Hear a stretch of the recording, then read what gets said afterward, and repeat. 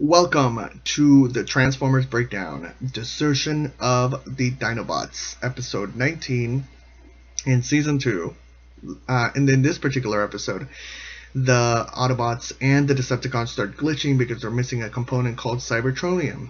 The Dinobots, who were not built in Cybertron, are not glitching, so they asked the Dinobots to go get the Cybertronium, but they had deserted the Autobots because they had gone blown up by the Megatron, and so then they got put back together, and they said, no, we don't want to have anything to do with you. And then Spike goes and asks them, and he goes, hey, come on, you guys, and he's like, all right, we'll go to Cybertron, we'll go get it.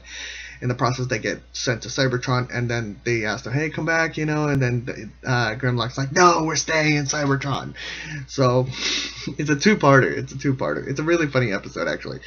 So let's start. So in this particular episode, it starts off with Ironhide, like with Soundwave and Blaster on his inside of him because he's a van. And I'm thinking to myself, aren't you like a high-end robot? Can't you notice that there's an enemy inside of you? I don't know, okay. And then Blaster is featured, Blaster sometimes is featured, sometimes not. In the later episodes, you see a lot more with Blaster. And then there's this jet being flown around. It's like one of those remote control planes that's being flown around, and it has two cockpits. Interestingly enough, this resembles Slugslinger, which is a Transformer, the Decepticon that later shows up, who happens to be a Target Master. So something in actually very similar color palette. Slugslinger, I believe, is gray with blue, with light blue. This one is completely white. So, well, we've talked about this before. How in the previous episode there was that crocodile that looked like Bone Crusher or Skull Crusher. I think that's what his name. Okay. So there's a moment where they're breaking into this lab, and then Starscream shows up, and Starscream has a white face.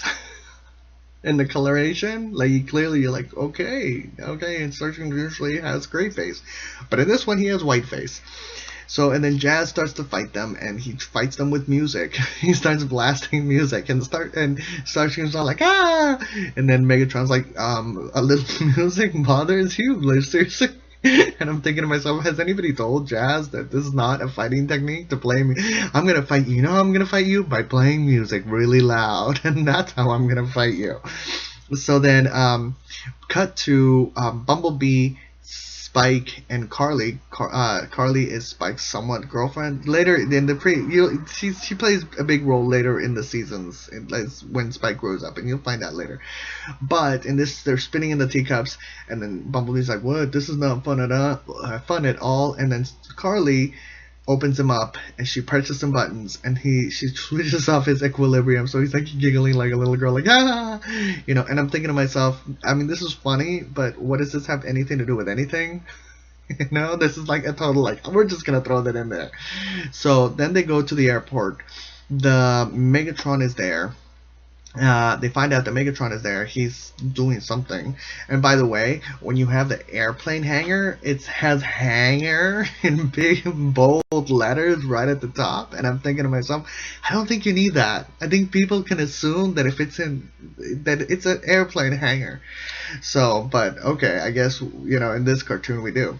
The Dinobots show up and they start fighting. Megatron blows up planes, and then they blast the Dinobots, and the Dinobots get hurt really badly, and then they get sent to the base. They get rebuilt, and so then the Dinobots try to get back together, and they get put back together well, and then they say, no more, we don't have anything to do with you. Oh, Optimus is telling them, hey, we need you to go take care of the Megatron again, and Grimlock's like, no, you are bossy, we don't want to have anything to do with you, goodbye. So they leave. So it's like, ooh, So that happens. Oh, but before that, Red Alert shows up, and in order to rescue the Dinobots when they've gotten blown up.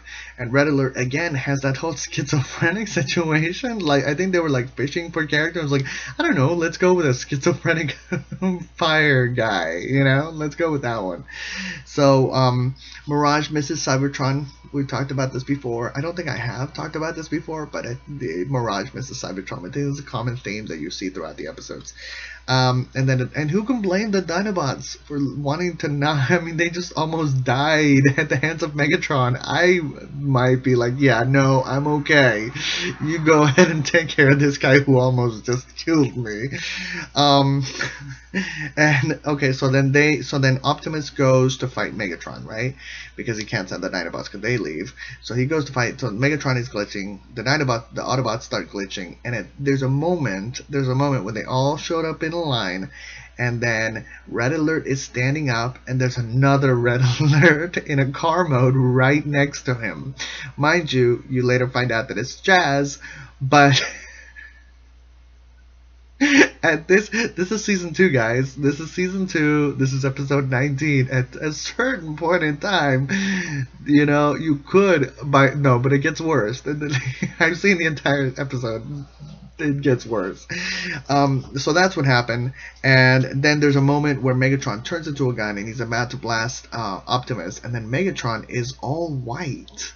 But he also says, "I never miss at this range." And I'm like, I would hope not. You're like right up to his head. I'm like, I would hope you wouldn't miss, because Optimus obviously does all the time.